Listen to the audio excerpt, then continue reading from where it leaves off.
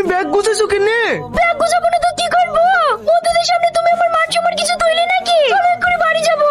ওগো তুমি রাগ করো না, দুদিন বেরোবো বলি আইসো। আচ্ছা, তোমাকে কি ভূতে ধরেছিল? ওই ভাই পাগল মতো ডান্স করতে গেলে কেন বলো দিনি? তোমাকেও টাচ করলে আমার সহ্য হয় না, তার লেগেই আমি তোমার সাথে ডান্স করতে গেছিনু।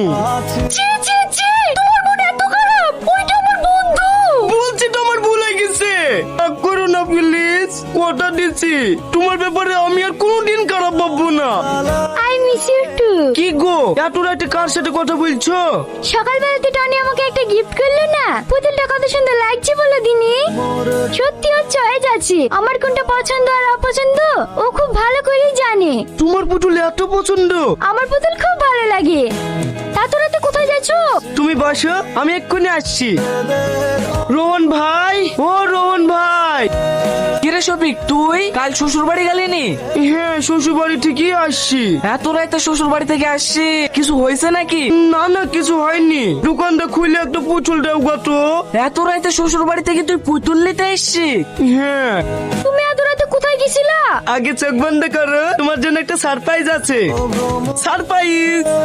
তুমি এয়ারলি আসতে গেছিলা? হ্যাঁ তোমার পছন্দ হয়েছে? এত বড় পুতুল কেউ নিয়ে আসে?